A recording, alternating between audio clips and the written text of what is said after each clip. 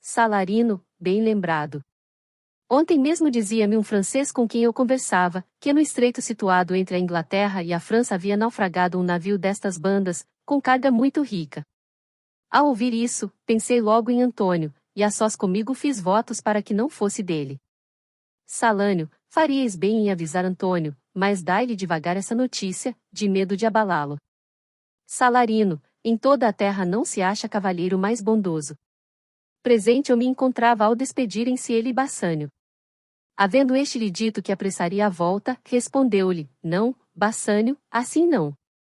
Por minha causa não deveis estragar vossos negócios.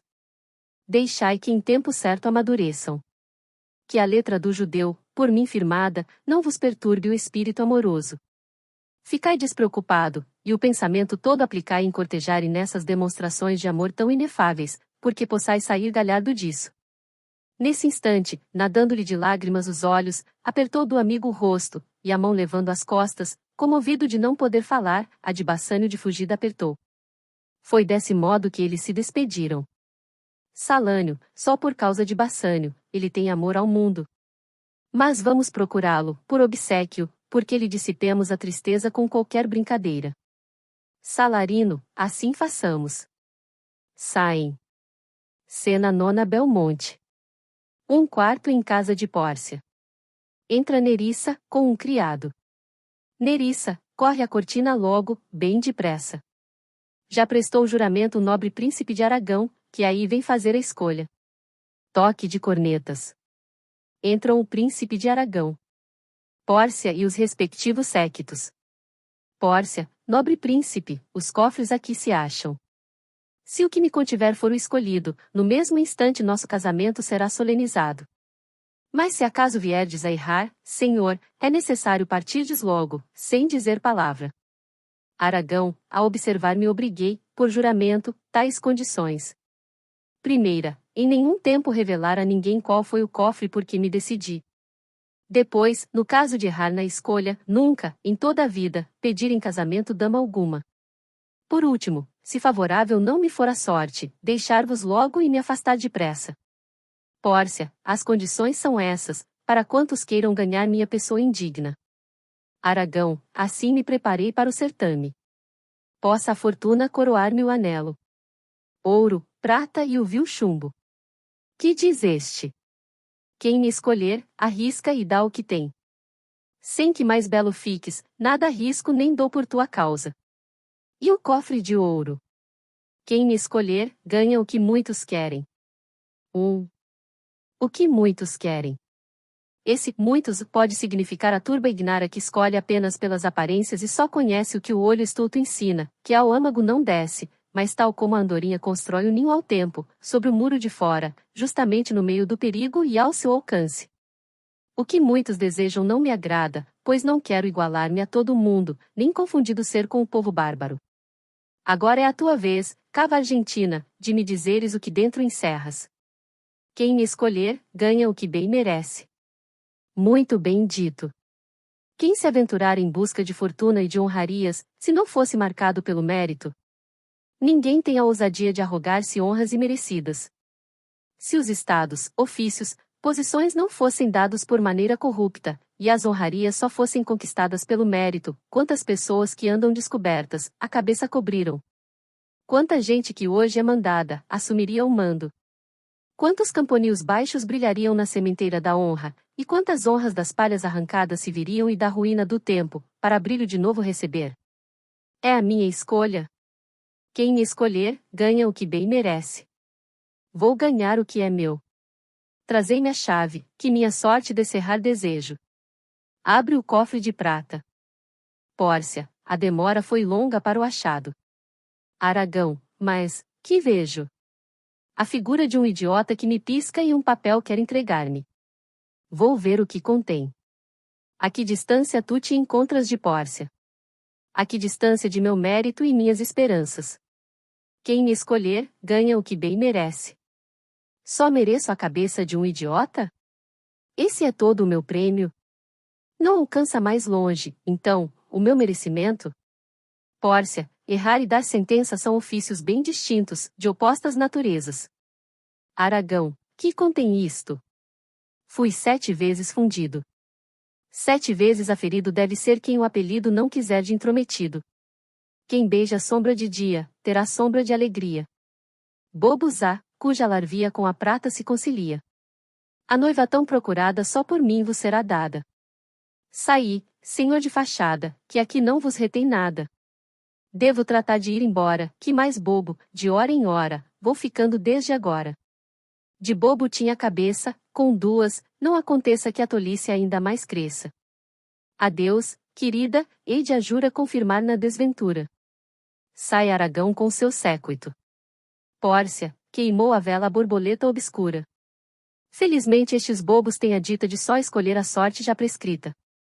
Nerissa, o velho dito aqui tem cabimento, do céu vem a mortalha e o casamento. Pórcia, vamos, Nerissa, corre essa cortina. Entra um criado. Criado, a senhora, onde está? Pórcia, aqui, senhor, que deseja meu amo? Criado, um veneziano moço acaba de apear à vossa porta, para anunciar a vinda de seu amo, de quem traz saudações muito expressivas, isto é, além de frases muito corteses e recomendações, ricos presentes. Mensageiro do amor, assim gracioso, nunca até agora eu vira. Nenhum dia de abril nos vem dizer tão docemente que o admirável verão já se aproxima, como este anunciador faz para o amo. Pórcia, basta, por obséquio. Tenho medo de que me digas que ele é teu parente, tal a porção de espírito festivo que em seu louvor esbanjas. Vem, Nerissa, já me tarda ver esse mensageiro de Cupido, que vem tão prazenteiro. Nerissa, fosse Bassânio, amor, o teu archeiro. Saem. Ato 3º, Cena e Veneza. Uma rua. Entram Salânio e Salarino. Salânio, então, que novidades há no Rialto? Salarino, ora, corre por lá, sem contestação, que Antônio perdeu nos estreitos um navio com carregamento precioso. Parece que isso se deu no lugar denominado Govins, baixio perigoso e fatal, onde está sepultada a carcaça de muitos navios de calado. É o que se comenta, pelo menos, se a comadre Fama for, de fato, mulher de palavra. Salânio, desejara que a respeito dessa notícia ela fosse comadre tão mentirosa como as que mastigam gengibre e as que pretendem fazer acreditar aos vizinhos que lastimam a morte do terceiro marido. Mas o certo é que, para cortar a prolixidade e não atravessar a estrada plana da conversação, o certo é que o bom Antônio, o honesto Antônio, ó. Se me ocorresse um qualificativo suficientemente bom para pôr ao lado de seu nome. Salarino, cheguemos logo ao fim. Salânio, hein? Que foi o que disseste? Ora, o fim é que ele perdeu um navio. Salarino, desejara que isso constituísse o fim das suas perdas. Salânio, vou dizer logo, amém, de medo que o diabo me corte a reza, pois aí vem ele sob a figura de um judeu. Entra Shylock. Então, Shylock, que há de novo entre os mercadores? Shylock, ninguém melhor do que vós, sabe da fuga de minha filha. Salarino, com efeito. Por minha parte, conheço o alfaiate que aprontou as asas com que ela fugiu. Salânio, e, por sua parte, Shylock sabia que o pássaro estava emplumado, sendo da natureza deles abandonar o ninho. Shylock, isso que ela me fez a condena às penas eternas. Salarino, é certo, se a sentença for dada pelo diabo. Shylock, minha carne, meu próprio sangue rebelar-se desse modo. Salânio, deixa disso, velho esqueleto. Rebelar-se em tua idade? Shylock, disse que minha filha é sangue de meu sangue e carne de minha carne. Salarino, a maior diferença entre tua carne e a dela do que entre ébano e marfim, maior entre o teu sangue e o dela do que entre vinho tinto e do reno. Mas dize-nos uma coisa, ouviste falar que Antônio sofreu alguma perda no mar? Shylock, eis aí mais um mau companheiro de negócios, um sujeito pálido, esbanjador, que mal ousa mostrar a cabeça no Rialto, um mendigo que diariamente vinha todo casquilho para o mercado. Ele que tome cuidado com aquela letra. Tinha o costume de chamar-me de usurário.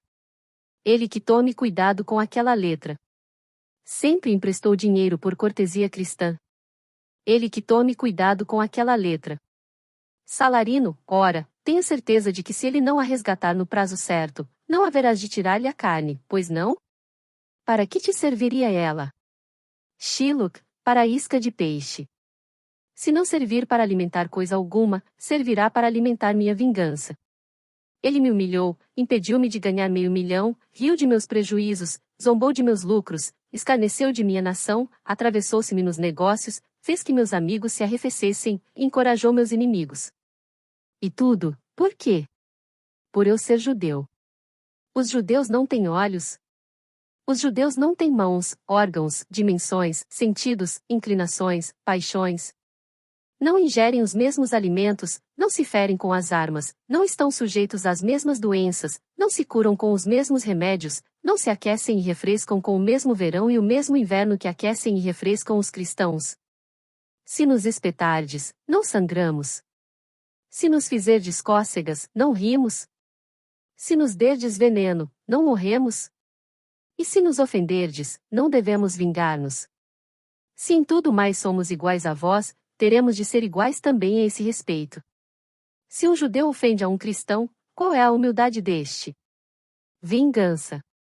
Se um cristão ofender a um judeu, qual deve ser a paciência deste, de acordo com o exemplo do cristão?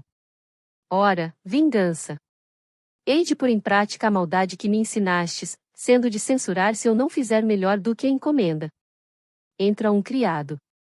Criado, cavalheiros, meu amo Antônio está em casa e deseja falar com vós ambos. Salarino, estávamos à procura dele por toda parte. Entra Tubal. Salânio, aí vem vindo outro da mesma tribo, não será possível aparecer mais um para completar o terno, a menos que o próprio diabo se fizesse judeu. Saem Salânio, Salarino e o criado. Shylock, então, Tubal? Há notícias de Gênova? Encontraste minha filha? Tubal, estive em muitos lugares em que ouvi falar dela, mas nunca lhe pus a vista em cima. Shylock, é assim mesmo, é assim mesmo. Foi-se um diamante que me custou 200 ducados em Frankfurt. Até agora a maldição não havia caído sobre a nossa nação, nunca a senti, senão agora. 2.000 ducados só nessa joia, além de outras muito mais preciosas, muito mais.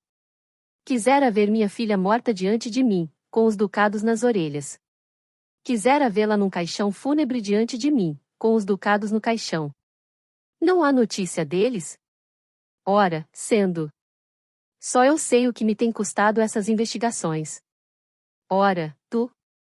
Prejuízo em cima de prejuízo.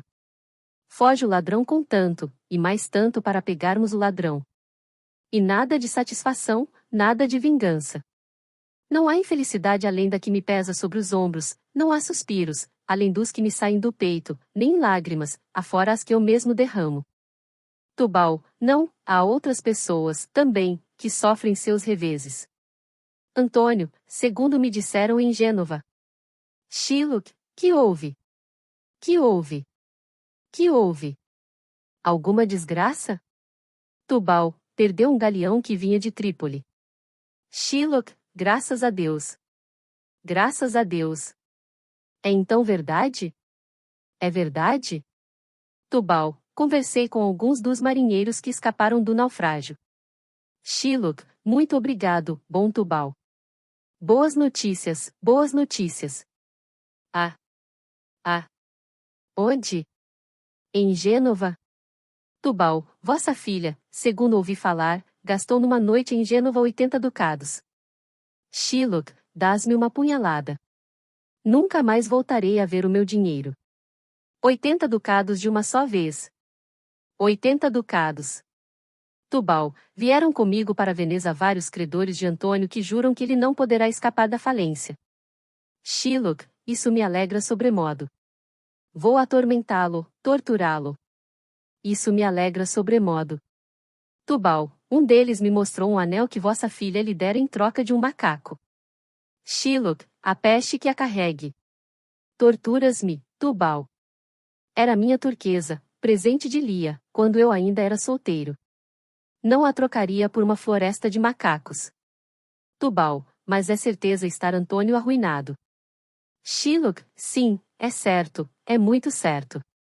Tubal, vai procurar-me logo um beleguim, a prazo ou com 2 semanas de antecedência. Ficarei com o coração dele, no caso de não pagar, porque, uma vez afastado de Veneza, poderei fazer o negócio que bem entender. Vai, Tubal, e procura-me em nossa sinagoga. Vai, bom Tubal, em nossa sinagoga, Tubal. Saem. Cena segunda Belmonte. Um quarto em casa de Pórcia. Entram Bassânio, Pórcia, Graciano, Nerissa e criados. Pórcia, peço-vos esperar 1 ou 2 dias, antes de arriscar tudo, pois se errardes na escolha, perderei vosso convívio. Esperai, pois, um pouco. Alguma coisa me diz, não é amor, tenho certeza, que não devo perder-vos. Nesses casos, bem o sabeis, não aconselho o ódio. Receando ser por vós mal compreendida, muito embora só fale uma donzela com o próprio pensamento, desejara que 1 mês ou 2 ficar aqui pudesseis, antes de arriscar tudo por meu nome. Poderia ensinar-vos o segredo, mas ficará perjura, o que não quero. Podereis, pois, perder-me, nesse caso, lastimar-me fareis não ter pecado. Esses olhos malditos me dominam e em 2 a metades me partiram, uma já vos pertence, a outra, que é vossa, minha, quero dizer. Mas, sendo minha, vossa é também, ficando eu toda vossa. Este tempo maldoso põe barreiras entre os donos e seus direitos próprios. Assim, embora vossa, não sou vossa. Se assim for, para o inferno vá a fortuna, não eu. Falo demais, mas é confito de alongar mais o tempo, de espichá-lo, de protelar a escolha.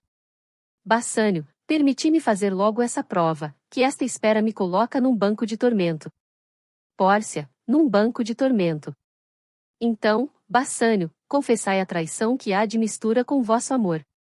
Bassânio, nenhuma, se tirarmos a medonha traição da desconfiança, que me faz duvidar de minha dita. Tão bem a neve e o fogo poderiam revelar amizade e viver juntos, como a traição a meu amor unir-se. Pórcia, mas temo que estejais falando agora no banco de tortura, onde as pessoas confessam tudo o que se exige delas. Bassânio, dai-me de prêmio a vida, e vos prometo confessar a verdade.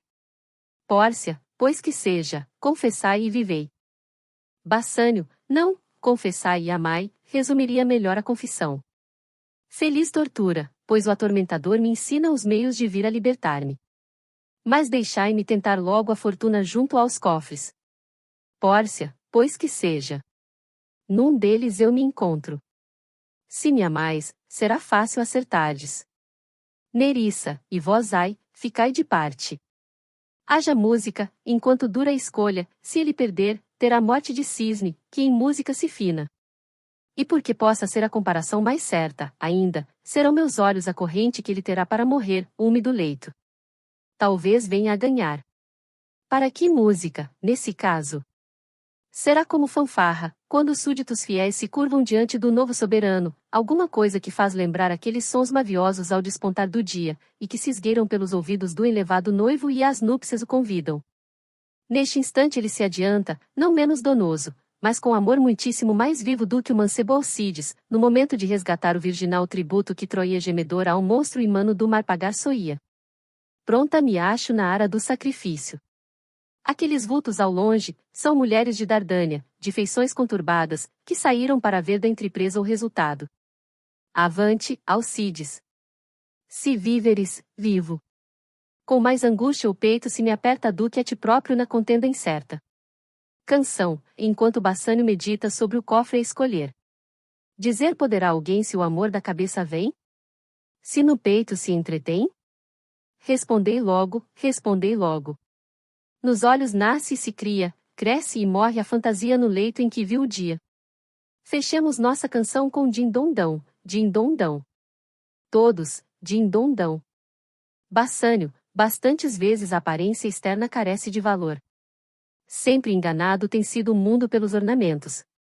Em direito, que causa tão corrupta e estragada, não fica apresentável por uma voz graciosa, que a aparência malévola disfarça? Que heresia poderá haver em religião, se alguma fronte austera defende, e justifica com a citação de um texto, mascarando com bonito fraseado a enormidade? Não há vício, por crasso, que não possa revelar aparência de virtude. Quantos poltrões não vemos, cujo peito resiste tanto como areia ao vento, que no queixo nos mostram barba de Hércules ou do sombrio Marte, e que por dentro fígados como leite só possuem. Os bigodes só usam da coragem, para que possam parecer temíveis. Mas se a beleza olhasseis, acharíeis que é só comprada a peso, e que milagre realiza da natura, ocasionando mais leveza onde mais presente esteja. Isso se dá com esses cabelos louros de cachos enrolados como serpes, que saltitam ao vento, libertinos. Cobrindo uma beleza só de empréstimo, conhecidos são todos como dádiva de uma cabeça estranha, já no túmulo se encontra o crânio sobre que nasceram. Praia traiçoeira é ornato, por tudo isso, de um mar muito perigoso, linda charpa que esconde o rosto de uma bela indiana, em resumo, aparência da verdade, de que se vale o tempo esperto, para colher até os mais sábios. Assim sendo, brilhante ouro, de Midas duro cibo, nada quero de ti, como não quero também de ti, intermediário pálido e vulgar entre os homens. Minha escolha recai em ti, modesto chumbo, que mais ameaças do que prêmio inculcas. Tua lhaneza é a máxima eloquência. Seja, pois, alegria a consequência. Pórcia, como as demais paixões dissipa o vento, o desespero, o dúbio pensamento, o pálido cuidado, o medo incerto. Modera, amor, esse êxtase. Liberto te mostres de exagero. Que a alegria não chova sobre mim em demasia. Tuas bênçãos me deixam atordoada, teimam nelas. Receio inanimada vir a ficar, de excesso. Bassânio, que acho aqui? O retrato de Pórcia. A inigualável? Que semideus já se encontrou tão perto da criação? Esses olhos se deslocam. Ou parece que o fazem, tão somente porque na órbita os meus também se movem? Doce hálito perpassa entre estes lábios. Jamais barreira tão suave amigos tão gratos separou. Nestes cabelos fez-se aranha o pintor e uma áurea teia preparou, para nela se enredarem os corações dos homens mais depressa do que nas verdadeiras os mosquitos. E os olhos? Como poderia vê-los e pintá-los depois? Completado, parece-me, dos seus o privaria, ficando a obra incompleta. Porém vede, quanta substância destes meus encomios, por sua insuficiência, prejudicam tão bela sombra, tanto a bela sombra segue, a mancar, atrás da própria essência. Eis o papel onde gravada se acha a súmula de toda a minha dita. Já que não foi pela vista que escolheste, eis a conquista. Vossa ventura é bem vista, em tudo ela vos assista. Se vos alegra o festejo, aproveitai logo o ensejo para pedir, em gracejo, que a noiva vos dê um beijo. Gentil escrito. E agora, bela dama, com vossa permissão. Beija-a. Seguindo a fama, vim dar e receber. Tal como forte pugilista, a quem foi risonha a sorte, e que os aplausos houve e a gritaria do público, pensando, na alegria de vencedor, que mereceu tudo isso, mas que, logo depois, de olhar mortiço tudo a girar, a mente um tanto enleada, não sabe se são vivas ou pateada, assim, 3 vezes bela senhorita, me vejo, a duvidar de minha dita, até que a possa ver, em tanta altura, confirmada com vossa assinatura. Pórcia, senhor Bassânio, assim como me vedes neste momento, eu sou. Para mim própria não seria ambiciosa em meus desejos de querer ser muito melhor em tudo. Mas triplicar quisera 20 vezes, para vós, o que sou, ser mais formosa 1000 vezes, 10.000 vezes mais senhora de um rico patrimônio. Para em vosso conceito ser mais alta, desejara ter conta incalculável de virtudes, belezas, bens e amigos, suas a soma total de quanto vale a soma negativa, que define, grosso modo, uma jovem sem preparo, talentos e experiência, que se julga feliz apenas por não ser tão velha que não possa aprender, e venturosa por não ser tão obtusa de nascença que aprender não consiga coisa alguma. Mas a suma aventura nisto tudo consiste em poder ela inteiramente vos confiar o espírito maleável, para que a dirijais, na qualidade de marido, senhor e soberano. Eu, com tudo o que tenho, desde agora passo a ser toda vossa. Até há momentos, era eu senhora desta bela casa, dona dos meus criados, soberana de mim própria, mas desde este momento a casa, a famulagem, minha própria pessoa, meu senhor, a vós pertence. Tudo vos dou com este anel. Se acaso vos separardes dele, ou se o perderdes, ou se presente a alguém dele fizerdes, indício certo isso será da morte de nosso amor e causa de queixar-me.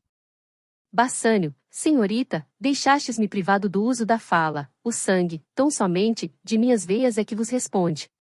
Em minhas faculdades há tão grande perplexidade como a que se nota na multidão feliz e balbuciante, depois da fala de um querido príncipe, quando a fusão de tudo o que é distinto se transforma num caos de coisa alguma, salva a alegria, expressa, a um tempo, e muda.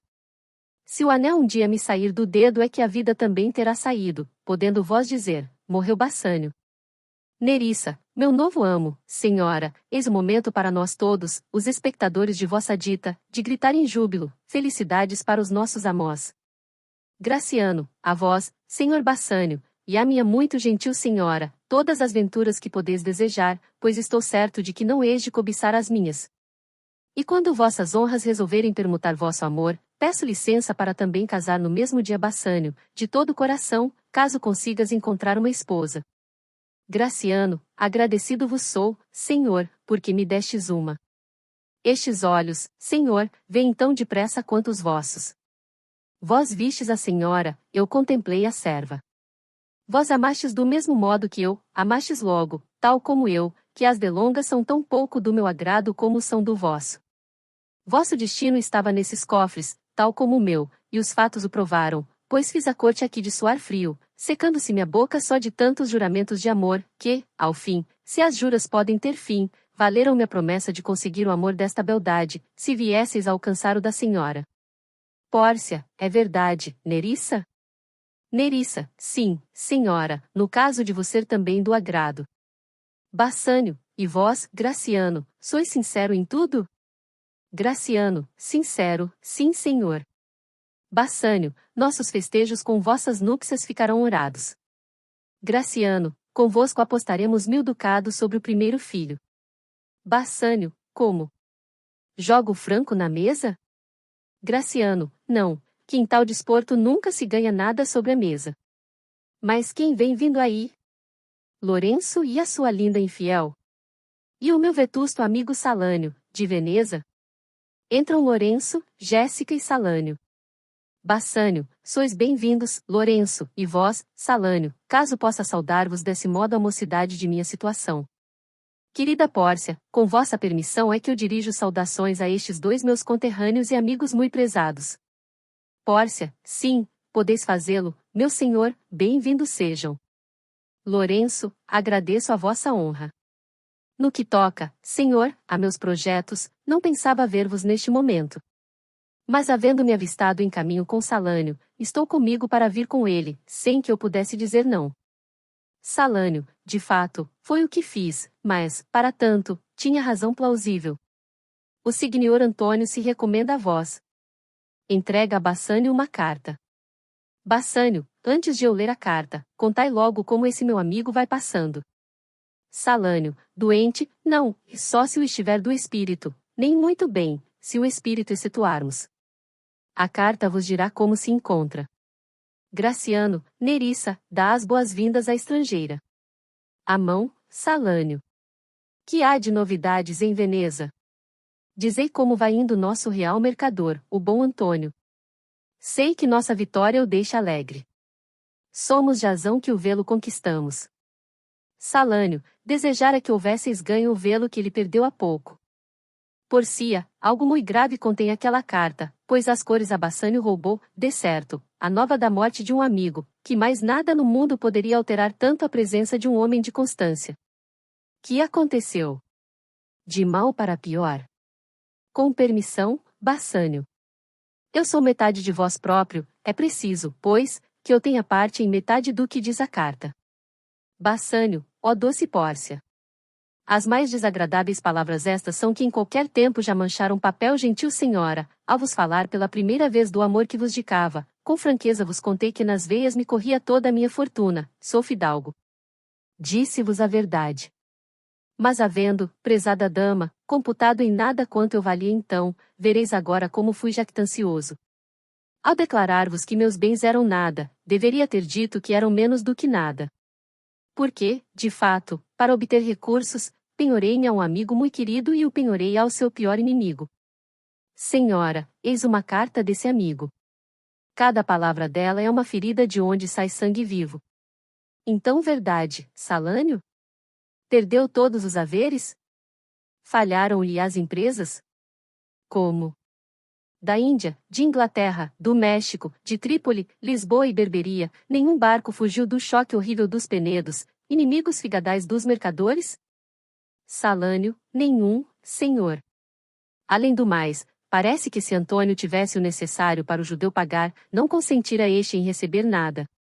Não vi nunca uma criatura sob a forma de homem que revelasse tão feroz empenho em desgraçar um homem. Noite e dia reclama junto ao Doge, protestando contra essa violação da liberdade, se lhe negarem o que a lei concede. O próprio Doge, 20 mercadores, os senadores de maior prestígio tentaram persuadi-lo, sem que nada conseguisse do pleito demovê-lo tão odioso, baseado na justiça, numa letra vencida e numa multa.